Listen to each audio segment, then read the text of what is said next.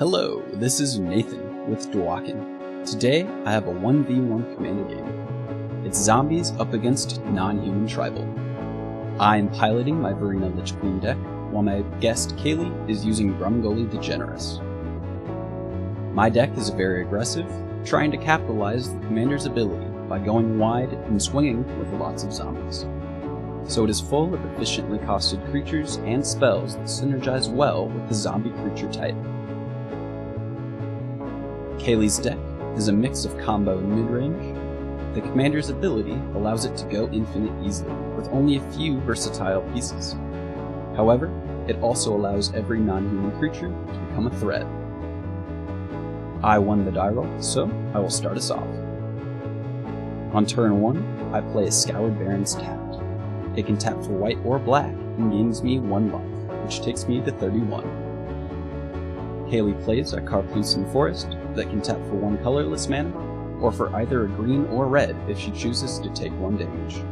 She then passes. On turn 2, I play a Baron Moor tapped, and use 1 black to play Graph Harvest. This gives my zombies menace, and lets me create a 2/2 zombie token if I pay 4 and exile a creature from my graveyard. Kaylee drops a forest, and passes.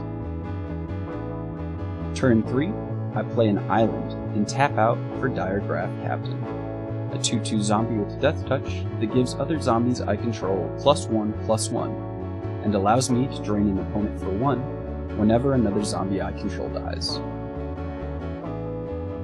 Kaylee plays a mountain and taps 3 for Mana Gorger Hydra, a 1/1 trampling creature that gets a +1 counter whenever a spell is cast.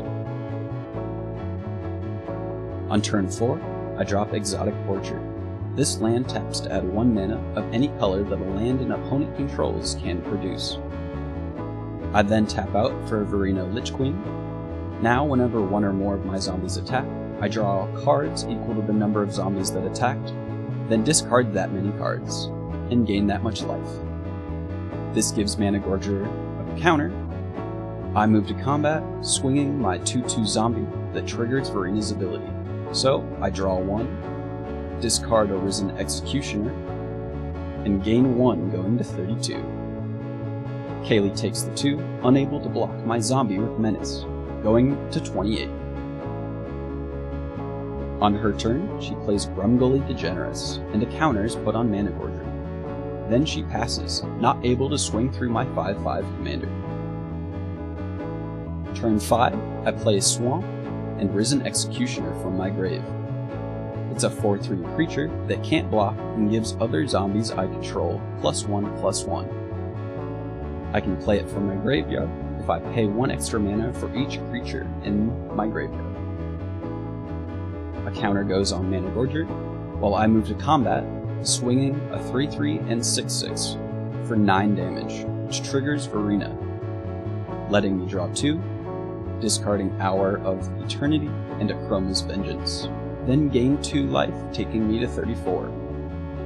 Kaylee doesn't want to block and lose her creatures, so she goes down to 19.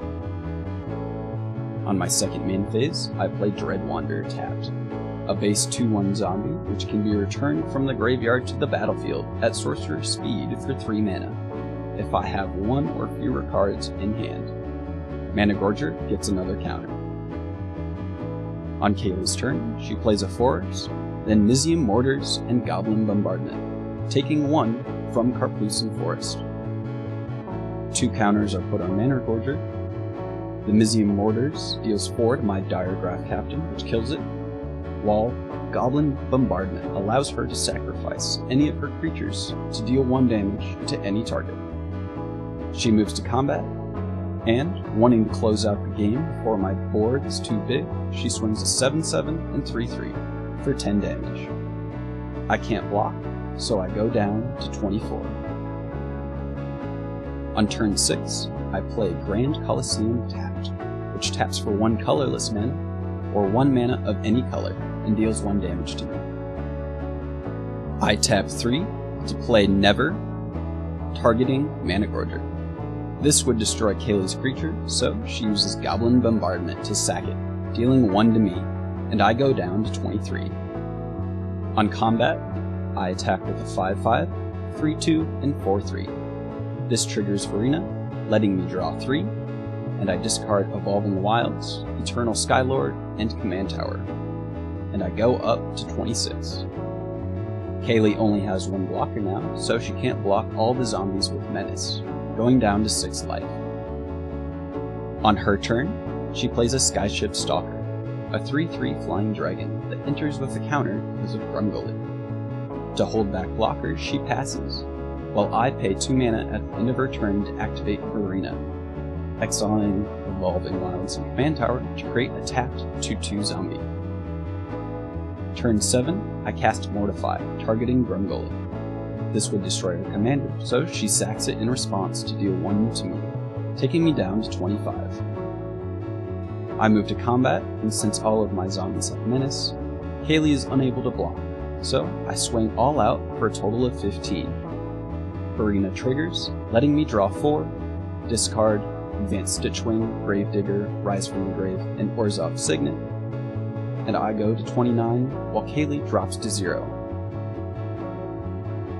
My zombie deck won this time, but Kaylee's Grumgully deck was much closer to winning than it may have appeared. With her commander and Goblin Bombardment on the field, all it would have taken was a creature with Persist to be able to go infinite and kill me.